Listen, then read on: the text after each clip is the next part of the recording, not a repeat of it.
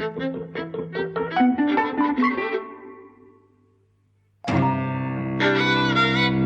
and welcome to Eavesdropping at the Movies. I'm Mike. And I'm Jose. And today we've seen Avatar, The Way of Water. Finally it's arrived, 12, 13 years after the original Avatar came out. Its sequel is here. It's been pushed back and pushed back and pushed back, and it was going to be a 3-film series. It became a 5-film series. They kept on saying the technology's got to improve and develop and all this. James Cameron, the director and guy behind it all, is incredibly devoted to the technological developments that his films require and so on. It's named The Way of Water for the giant queue of people needing a piss afterwards, because it is 3 hours and 12 minutes long. But we both remarked, even though we were in that queue, we both remarked that it did not feel 3 hours and 12 minutes long. No, I didn't look at my watch once. It really which moves. Is usually my the sign that I'm finding it dull, or this kept me going. I didn't look at my watch once. I was involved with it at all times. It was much, much better than I thought or expected, actually, because we were just talking earlier about our first experience of watching the original Avatar, and Way back when, and it was amazing to see it, in a huge screen with the 3D. It was at Millennium Point, which was then the official IMAX cinema, the largest cinema in Birmingham. As in a full IMAX top to bottom, although it wasn't a full IMAX film, but it was an enormous screen. Yeah. And it was an amazing experience. And often afterwards, when you talk to people, you were talking about different things because they'd seen it on TV. And of course, the onus there was on how bad the dialogue was and so on and so forth, which was true, right? And actually today, kind of, Mike made a joke that had me laughing for about half an hour, which was like, as the credits came on, Mike said, "Look at that! It took 3 people to write that." Because the dialogue is so bad, right? But there is something to be said about the experience, and it's an experience that you just absolutely cannot recapture when it goes on Netflix or wherever, video on demand it'll go. So I had a really good time watching it, but I also thought it's kind of dumb. Yes. Yes, exactly. So we saw this today on what is now the kind of main IMAX in Birmingham, the Cineworld digital IMAX. So the widescreen IMAX, but it's the screen we see. I think probably most of our films on. When the film is showing in that screen, we tend to try and see it there. It's great. And this, you had to see it there. It has been made in high frame rate, 48 frames a second, but that's not showing here, and it wasn't showing at the NEC either, where they have one, because that's where we saw Gemini Man in high frame, which was like the only reason to see Gemini Man. So we had to make the trip. I did look, and I think there's some cinema in Peterborough that's showing it in that format. I'm not going to make that trip. I imagine that the water stuff would have looked astonishing in that. It looked astonishing in 24 frames a second. Astonishing now. I would be interested to see how the rest of the film kind of works in that. But what we saw today, I thought it was just absolutely beautiful, stunning.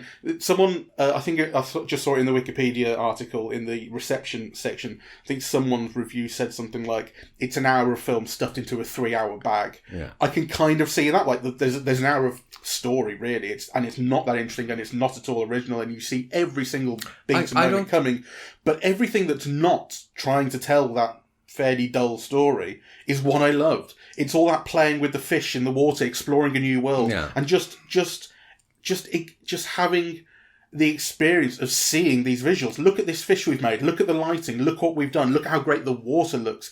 And you just spend so long doing all that stuff, and I loved every minute of that. I did too, and I disagree with that it's a 1-hour story stuffed into 3 hours, because you have to think about what is story on film, right? It's not just plot. The story is not reducible to the plot, right? So it has quite a thin plot, but I think the story is richer than that, and part of the reason why the film doesn't feel boring is because all of those shots of the water and the bonding with the animals and so on are important, right? And they're pleasurable, and they're beautiful to look at, and they're entertaining, right? So there's a reason why the film is not boring. Well, they're connected to the characters. So the idea of this film is it's set 10 or so years, maybe a bit more, after the end of the first Avatar, in which Jake Sully, a human, was given a Na'vi body, which is this alien race, on this moon called Pandora that the army is trying to take over. They're trying to mine it. It's all,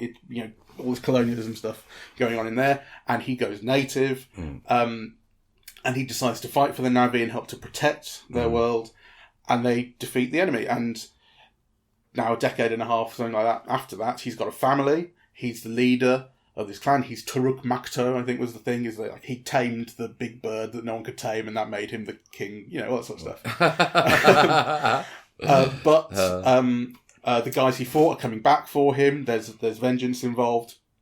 And so they leave in order to protect the rest of the people. They leave and they go to this other race of people there. They're fish people. Every film has fish people now. DC's had Aquaman for ages, and Marvel just introduced the Mexican fish people. Yeah. And now we've got fish people in Avatar.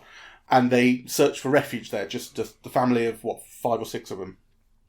And of course, the fight ends up being brought to the fish people because they track him down. They're still after him.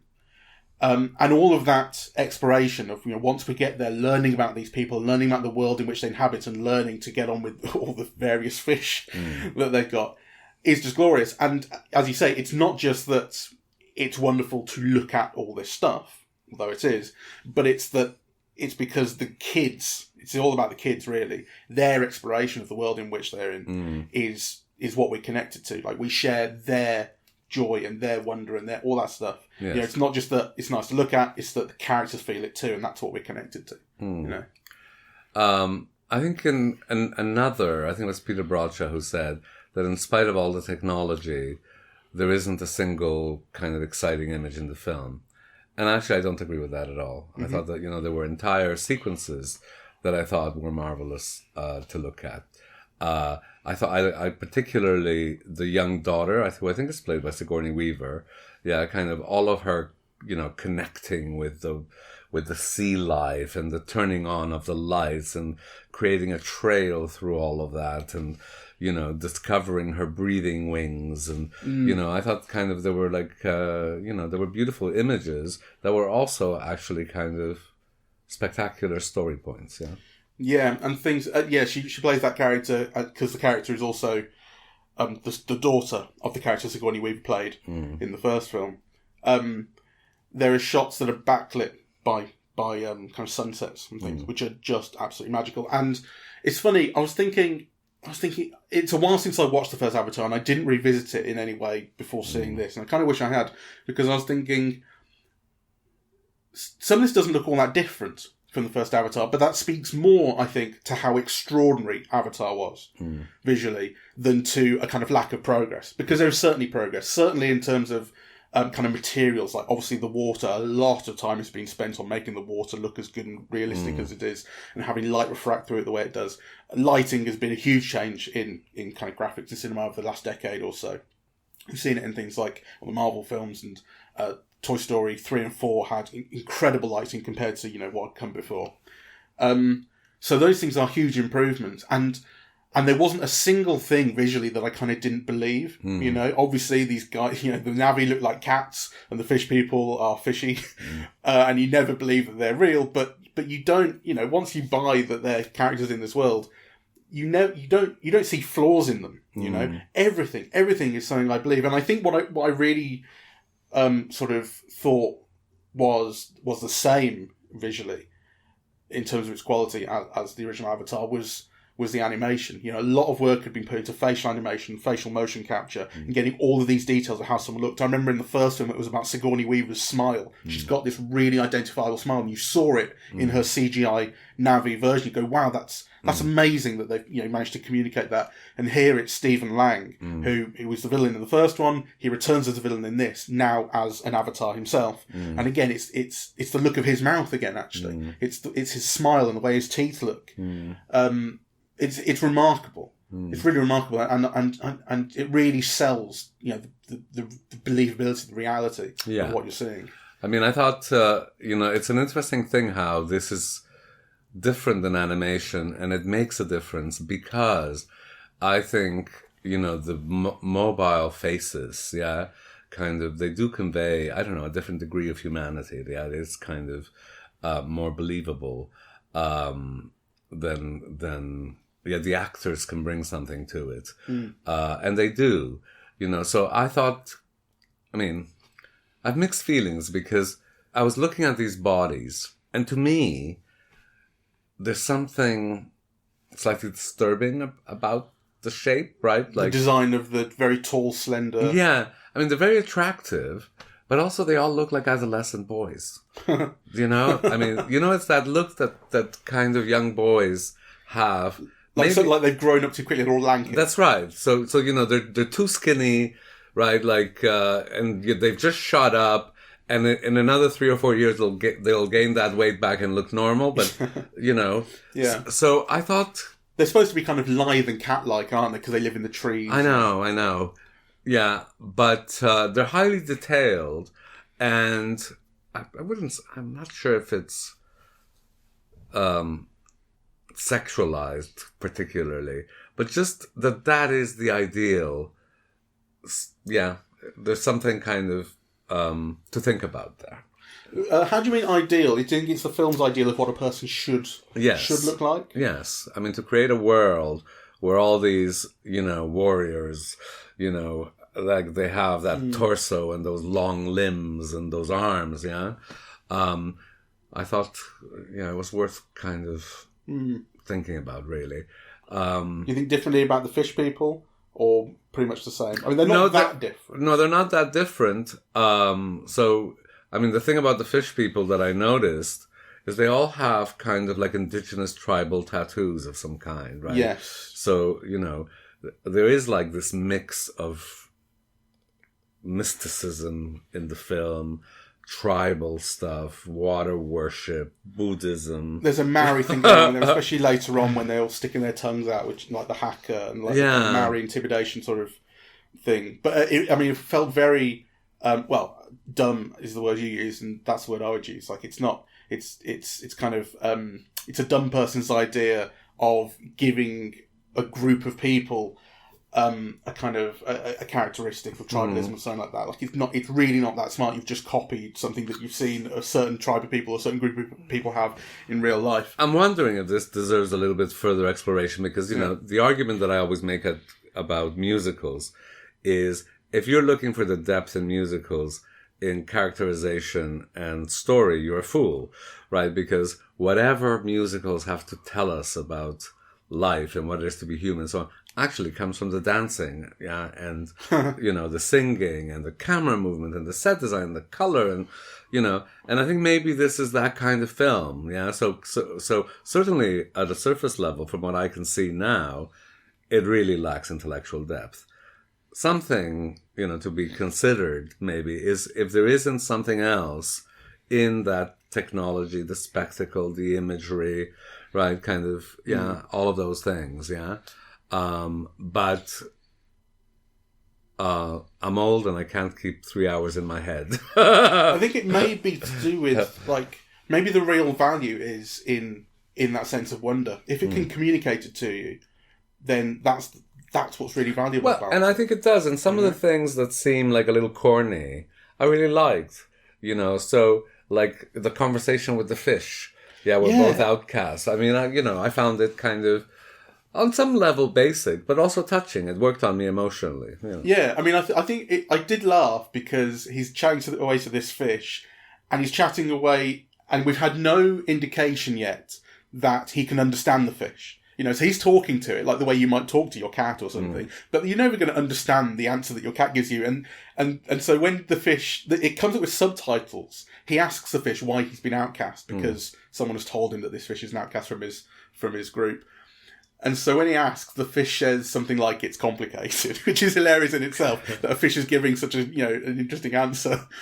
But then the idea that it's subtitled, so there's something to be understood here, and the character can maybe understand it. And of course, you then get the idea that, okay, all of these noises that the fish is making, these kind of, submariner noises, these grunts and howls and stuff, are a language.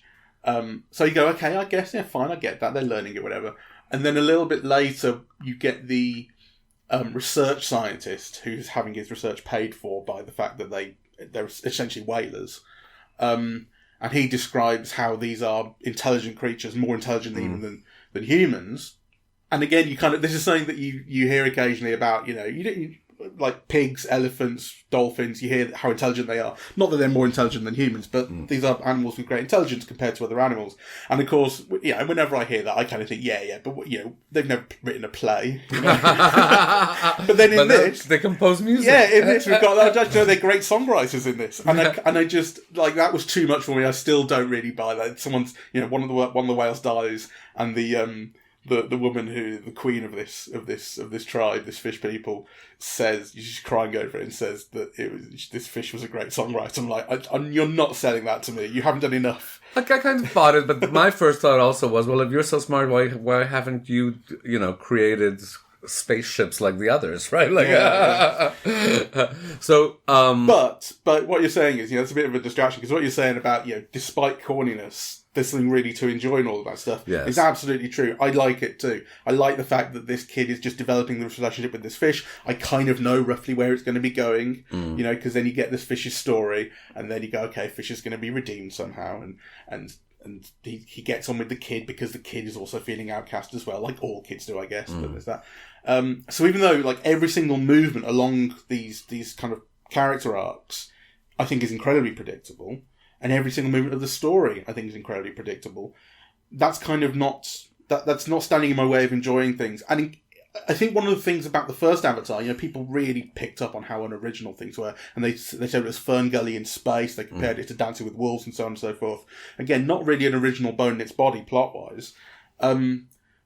But I kind of think like that's one of the reasons it became the highest grossing film of all time, because it didn't challenge anything. It didn't challenge you to understand its story. It made it incredibly easy to enjoy what was beautiful and splendid about it, which was its visuals and its aesthetic and its atmosphere and all of that. Yes. Though, for me,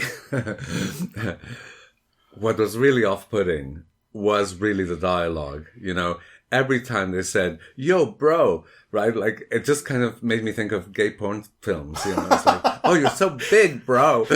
Bro. Like, all this broing.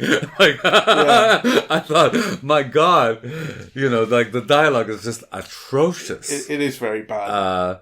So, and it was atrocious on the level that it got me out of the film. It really did make me think about. You didn't notice how bad it was. I mean, the thing about plot points being predictable and you see the cogs and everything is they weren't bad enough to take you out of it. You saw what it was doing, but it never jumped you out of it. But you're right about the dialogue. That you notice that all the time in a very distracting way. Yeah, it's so cliche-ish, like, I see you, son. Yeah, and all this, these contemporary expressions, this vernacular that is like kind of you hear everywhere. So it's every cliche in the book. I see you, bro. That's what fathers are for. That's the one that really got to me about the thing about because I See You was from the original film, and it was this thing about that's actually what the Na'vi say when they bond, sort of thing. Okay, so right. I kind of I give it that one. Oh, so maybe that's where the expression comes from the original. I mean, I think maybe people actually did copy that a bit from the first Avatar. The thing about the Jake Sully character constantly talking about what a father does, a father protects, and that's what gives him meaning. I thought, not only is that really boring, but is that not kind of a little bit retrograde? It's not that unhealthy, really, like to want to protect your family as a father and to think that's a great thing. But there is something about it kind of implies seeing other people as enemies to your family all the time somehow. There's something that I don't quite relish about that idea. Well, the film is mixed up about that, right? Because there's that whole thing with the white boy. What's it called? A spider. Spider, right? Where white as in human. He's a human that they have sort of adopted. So, where he's initially in the family, then he's outside the family, then at the end of the film, the family's reconstructed with him replacing the lost son, right? So, so this idea of a family is not purely biological. Well, through most of the film, you get the feeling that it's biological. Well, at first it isn't biological, then it becomes biological, then at the end this other kid is reintegrated. And to me that just seems muddled, the film has some conceptualization of like a magic bond between fathers and sons in particular. Yes. Because the thing about this spider character is he is the son of the Stephen Lang character who died at the end of the first film, which is the villain. And Stephen Lang's character returns as this cloned Navi avatar version in this, and they say very up front, like, he's not my son, we're not biologically related, I just have the memories of his father, and even his father wasn't really his father because he hated him so much, all that kind of stuff. But nonetheless, you have the son saving him at the end, saving this clone version, and it is muddled because he's been abducted by the clone Stephen Lang. And there is this thing about, is he connecting to his dad? Because initially he's like, absolutely not, no way, I hate you and I won't talk to you and I won't give you anything, I won't tell you where anyone is, all that sort of stuff. But you do then get a couple of scenes, or maybe it's just one scene, where it's where the Stephen Lang character is bonding with the dinosaur bird thing, which again is like, it's kind of recapitulating that scene where Jake Sully does it in the first film. And when he manages to tame this bird and then start flying around on it, having fun, the kid smiles and it's like, oh right, is he gaining some sympathy? But it doesn't follow that through to any convincing degree that he might have been like returned by his dad. And then eventually, when it gets to the end of the climactic fight and Stephen Lang has been drowned and suffocated by Jake Sully, Spider sees him, wants to swim away, but can't bring himself to, rescues him. But it hasn't been sold enough, because then he does that, but then even though he rescues him, he still leaves, returns to the Jake Sully family. What it's essentially doing is setting up that he will come back again for the third film, and he's never going to stop being the villain. But it's not thought through enough. It's not worked through enough. It doesn't make enough sense of the characters' relationships with one another and the thoughts they have towards each other and their motivations. It is, as you say, very muddled. And I don't really feel... that's what it is. I don't feel that I understand well enough. I don't think it's convincing enough why he did this, that, or the other. Well, I get why he does, narratively, because the thing about being this clone, there's a little scene at the beginning where they say that basically all the memories and feelings have been captured in this pen drive. So, what is a person? Well, And so, of course, that's why he gives up in the showdown. In the Mexican standoff. Yeah, he lets that son go, and that is why the son then goes to rescue this person who's ostensibly the father. So, But it does seem like there's something in James Cameron's writing that's like, this is a magical bond and it doesn't quite need to be explained, Yeah. Like, it's just because they're father and son somehow. And that overrides things. Yeah, I mean, that is kind of dodgy. I mean, but let's focus on the great things. Because I think one of the things I most enjoyed about this film, aside from the way that it looks and the whole spectacle of the thing, which I really can't underline enough, I found amazing. I also love the action, which is another thing that Cameron, I think, is terrific at. And all of the scenes here with, the killing of the fish, of that whale type thing, the shootouts then, at the end, which occupy maybe the last quarter of the film. They're big. Yeah. I found all of it really quite exciting, Yeah. And really well done. I remember in the original Avatar, there was this thing about how the last hour of the film is going to be action, he promised. Oh God. But actually it turned out to kind of be alright because he knows how to move his way through, and actually he knows how to develop it and keep it interesting. And I think one of the things you can tell in this and the original Avatar as well, as I recall, is that he's not just filming things in 3D. He's conceiving of action in 3D. Yes. He's conceiving of imagery in 3D. Yes. The relationship between foreground and background, or just the... I love that in this film. Just even in scenes that were not action, like in dialogue scenes. Yeah, kind of. It was actually quite beautiful to see how this filming in depth, which you're used to seeing in, normal cinema. Yeah, you can. Yeah. And it's often kind of maybe meaningful, or, it tells the story in different ways when you're kind of filming in depth. But here the filming in depth actually was like using the 3D to create that depth, which is also a narrative depth. I thought that was wonderful.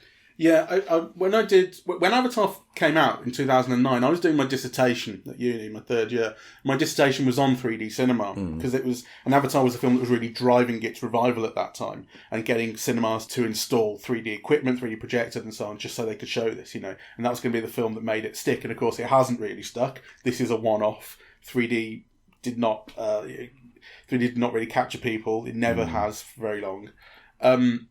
But one of the things I did during that dissertation was I spoke to a guy called Phil McNally. He calls himself Phil Captain 3D McNally. And he's a 3D supervisor on various films in the States. He did like Monsters vs. Aliens and things. And he said something really interesting to me, which seemed so obvious as soon as he said it, which was that every filmmaker is making a film in 3D. Like every image, apart from maybe South Park, which is supposed to look like cardboard cutouts, every image you're making is conceived in 3D. You're trying to give an illusion of 3D depth. Sure. In a stereoscopic movie, you're just actually doing that, giving that illusion more kind of substance, and of course it's so true. So I'm sure this film would look wonderful in 2 dimensions. It would still communicate those ideas. It's just made more quote unquote real in this. Of course, one of the things about 3D that people hate is that when things come out of the screen, you try and put your hand through them and they disappear, and it kind of makes itself not real immediately. But films haven't done that in 10 or 15 years. And one of the things about Avatar was like in 2009 was the opening shot of that was kind of seen through fog, seeing into this planet and seeing things go, and it was about going into this world, like it's seeing the screen as a window instead of something like a porthole for things to come firing out at you, which was the gimmick thing that people still really associate that with 3D, sure. And it's just not very true anymore. There is the occasional shot that's along those lines. There are shots of like spears or bullets coming towards the camera or in the camera's direction vaguely, but nothing jumps out at you in that way that really ruins the kind of your belief, I guess, in the world, that kind of reminds you that it's or makes you think of it as a gimmick anymore. Anyway, I don't know. I'm still talking. I'm thinking, that like poor Hitchcock, because one of the best uses that I saw of that type of 3D was in Dial M for Murder. Yeah. Where the whole kind of narrative resolution of the mystery is through the 3D. Yeah. I think it was the scissors or something. And she reaches her hand towards the camera. That's right. But her hand, again, as I recall, because we saw it, didn't we? It doesn't come out of the screen. It comes towards the screen. It's the 3D is expressing, that her wish to stay alive, her desire and all that. But it's the scissors are still sat on the other side of the screen from us. It's still not poking. But my point is, that here is like the genius of Hitchcock working in 3D, using the 3D for, this particular storytelling. And then, of course, I think by the time the film was made and came out, 3D was already finished and it was released flat. Yeah. I think. I think it may have been seen a bit in 3D, but it really hasn't for the most part. And 3D at the time was, it was around for 3 or 4 years. Yeah, not very long. 52 to 55-ish. Yeah. I think it was, so anyway, I really love the action here. It was exciting to watch. It was beautiful. You can see where all the arrows were coming. You understand what was at stake in each scene, what they were going after, the various hurdles to accomplishing what they needed and surviving. You knew where the children were tied up and they had to get to them. And so actually kind of the journey of getting to them, of trying to rescue them, was always clear, so, and I think action takes on a different shape, form, and has a different effect when you do that. Like, I always go about this, the geography of, but you need that, and most films forget that, it's not enough just to have like limbs going all over the way or bullets, or kind of these edits that kind of just do montages of things crashing, or exploding. I thought this was like really, really well done, really exciting to see.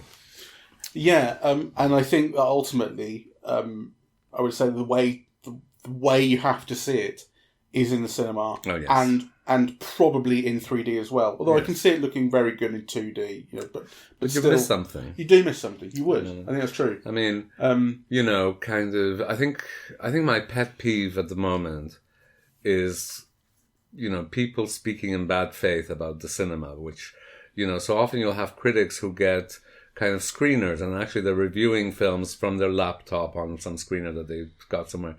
And really, if cinema is an experience at all, then actually you have to give yourself over to the experience. And it's a different experience in the cinema. So films that are conceived for the cinema, and you can't find a better example than this one, should be seen there. Because actually, if you just see it on a TV, you're seeing something else. Yeah. But it is... I got into a minor argument with someone on Reddit recently. I forget what the thread was about, but Christopher Nolan came up. And Christopher Nolan is someone who's really driven celluloid, like keeping celluloid alive. And my brother was telling me that for Oppenheimer, he got Kodak, whoever it is, IMAX, I guess, to make black and white IMAX film, which they'd never done before. And it's like, that's the amount of clout that he has, And he's been absolutely instrumental in keeping celluloid film alive and keeping people actually making it. And he's, we have his disagreements about how good his films are. We have issues with them here, there and everywhere. But you want to see them at the cinema. And he wants them to be seen at the cinema. And this person on Reddit said, they used the word pompous. It blew my mind how pompous it is to say that your film should be seen at the cinema, essentially. How pompous of Christopher Nolan, they were saying. And I thought, I can kind of I can understand if people are lazy and just can't be bothered to see things at the cinema. I don't agree with it, but I can understand that. But to see that as pompous, that an artist would have an idea of, and it's not like saying you should go to this particular cinema in the middle of nowhere to see my film. Go to a cinema, and they're everywhere. Like, that's all Christopher Nolan is saying. Has said, or was saying that people were talking about. And the idea that someone would see that as pompous is ridiculous. It's sort of like saying, imagine how pompous it is to say that your book should be read on paper rather than an audiobook, for instance. I can imagine an author saying that. Sure. I think my books are better read with your eyes than with your ears. Yes. And I can understand what they would be saying. And I don't think people would call that pompous. I think that was called an old-fashioned nostalgic determinist or something at one point as a result of this. But, we live in a world where there's lots of images. They circulate everywhere and in different ways. I watch most of my stuff through a television set like most people. Actually, probably most people now watch it through a laptop. But I do think cinema... I'm very sad, for example, that I cannot see Guillermo del Toro's Pinocchio or Bardo or things that, things by these filmmakers who are so exciting and who normally work with the big screen and who defend the big screen. And all of a sudden, your only way of seeing these things are on a television set. And my own experience is a negative one. I remember seeing Jean Vigo's L'Atlante, and I've been, waiting to see it for 20 years. I finally got a hold of a VHS copy, and I saw it, and I thought, what was all the excitement about, really? And then I saw it on a big screen, and you completely get what all the excitement is about. But then I felt robbed of my first experience of watching the film. True. Because, you're never going to recapture that experience, and it is a different one. So, I think if audiences are not willing to see a film like Avatar in a cinema, then cinema really truly is dead. Yeah. Yeah. Having said that, Avatar has made some $800 million so far. Yeah. It's been out for about a week, so it's going to be huge. And I was interested in that because, one of the things I was thinking before it came out was the world in which Avatar was released in 2009 is not the same world cinematically as today. Right? It's 13 years since, and at the time it was the biggest film of all time. It remains the highest grossing. Avengers Endgame overtook it for a bit, and then they re-released Avatar in China to bump up its numbers a bit. So I think adjusted for inflation, it's still gone with the wind. But, pure numbers, it's Avatar at about $3 billion. But since 2009... Since that came out and was going to be the big new franchise that was going to change things forever, and it was going to be 2014, 2015, it kept getting pushed back and pushed back. Since that, Marvel has changed cinema completely, blockbuster cinema completely, like the way we think of blockbuster films. Completely, films like this. Sure. It's become so much more about the world building, and the universe. And this is not a film that's set in a universe. This is still... essentially one character and his story. It's one character and his family and everyone else around him, but it's Jake Sully's story, as the first one was. It's a continuation of that. This is not about a universe in which someone else is going to show up from over here, someone else is going to show up from here, and then we'll have a crossover eventually. That's not what this series is looking like it's going to be. No. So it was interesting to me, basically, to think of how this series, which was conceived in the pre-Marvel times, would go over in... Now that Marvel has, been through its first big, phase and Endgame and all of that, it obviously seems to be going down extremely well. It's making a huge amount of money and will continue to, I'm sure. And from my perspective, it doesn't feel out of date. Like story wise, aesthetically, all that kind of stuff. It doesn't feel out of date, and certainly aesthetically, it feels absolutely a cut above other things. I mean, you can tell the amount of work that's gone in. And this isn't meant to kind of piss on digital artists who do all that. They're under an enormous amount of pressure, financially and in terms of time and all that kind of stuff. Like, you hear the stories about what VFX artists, what they go through for Marvel in particular, but other companies as well, the pressure that they're under and the way they're treated and so on. It's awful. But you can kind of tell, I think, the level of investment in those people that has happened for this film. You see it in the credits. Because actually, I think after the film is over, you get the credits for the director, the writers, and then I think about 5 or 6 BFX people get their own credit, which is very unusual. And this before the actors and so on, right? Yeah. So I thought that was telling, and they deserve the credit. It looks amazing. Yeah. All right. Well, thank you very much for listening. We're eavesdropping at the movies, and we are on Apple Podcasts, Audible, Google Podcasts, Spotify, SoundCloud, and YouTube. On social media, we're on Facebook and Twitter at Eavesdrop Movies, and the website is eavesdroppingatthemovies.com. Thank you very much. Bye-bye.